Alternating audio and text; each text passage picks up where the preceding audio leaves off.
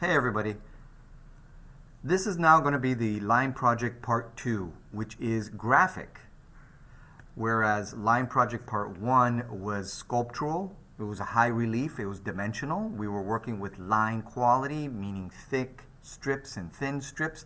We were working with curvilinear and rectilinear lines, and we were experiencing line in a very physical way with our hands and dimensionally in space. So now we're going to experience line flat in a two-dimensional plane. And we are going to translate what we made in our part 1 sculptural line project into a flat graphic part 2 line project. One of the things I want to talk to you guys is that when you click on sometimes these blocks up here, these drawing blocks, they don't necessarily take you always to the right area. So when you do click on these blocks, it starts you off right here like line presentation, but what about the other stuff? So just remember that here on the left side, right, we're going to click milestone 2, and then we're going to go ahead. We've done the line and presentation, we've done part 1 line project. I want you to go in here where it says line project drawing part 2 graphic. Now what do we have here? We have the line project part 2 video walkthrough and explaining. That's where I have this video and also the demo videos of starting and ending your project. We have the line project instructions part 2, the written part. And then we have the visuals, visual instructions. I uploaded here some textual patterns for you guys to use for ideas. And then where we submit our projects is right down in here. So when you click the video walkthrough, you're going to see this video right here as a link. And you're going to see the other demo videos right here, 1, 2, and 3. These are demo videos for part 2.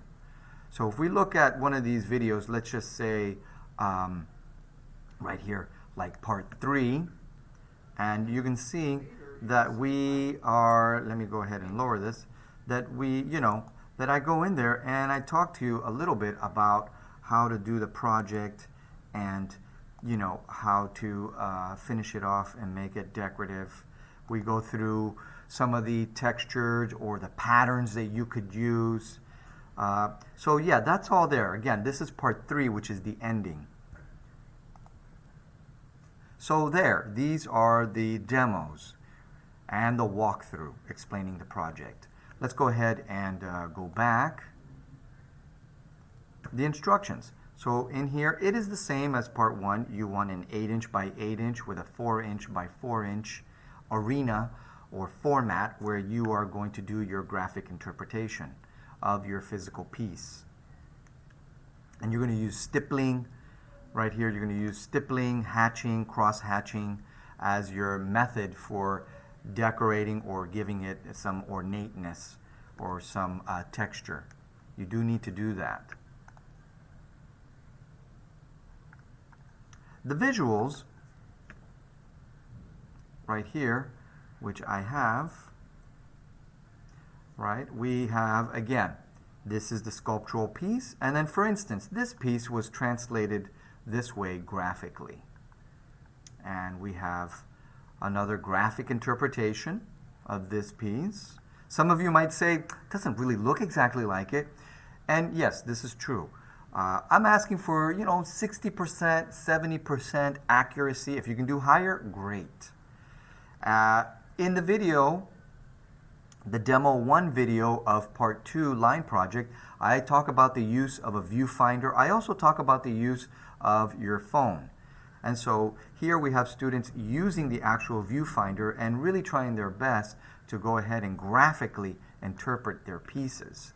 In the beginning, sometimes it can be useful to do just practice pieces, very rough in your sketchbook, just to get warmed up, just to get the idea of how it is that you're going to approach this.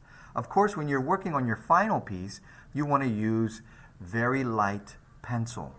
So that way you can erase it very lightly with your kneaded eraser while you use your markers, your felt tip pens, and your different sized felt tip pens to create texture.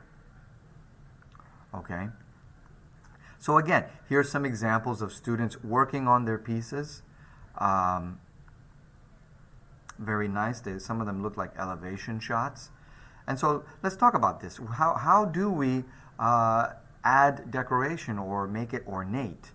You know, what I don't want is just some scratchy lines that are not organized. No, I want design, meaning intent, meaning it's done on purpose. And I want line quality.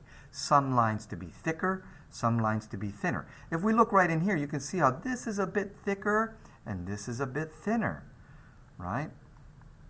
Let's look at some more here. Try to avoid doing thick lines on both sides of your strips. We don't need to really close it in.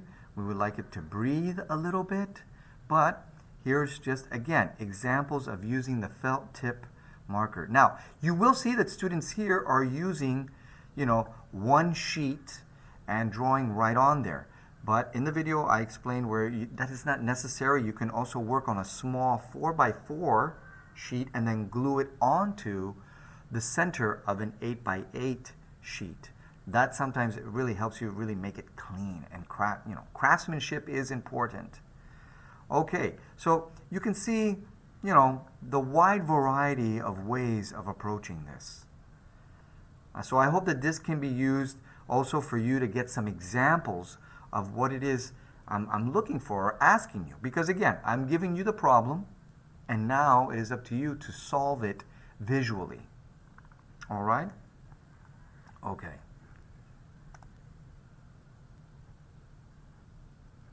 Now, I also uploaded some textures for you guys so that you can use them. Now here we have some patterns that you can look at. Of course, we may have to zoom in here. I know it's kind of small in there, but if you download this file, then you can expand on it and look at it in a larger scale, especially right in here, these textual pieces. But please feel free to use these or even to look them up on the internet yourself.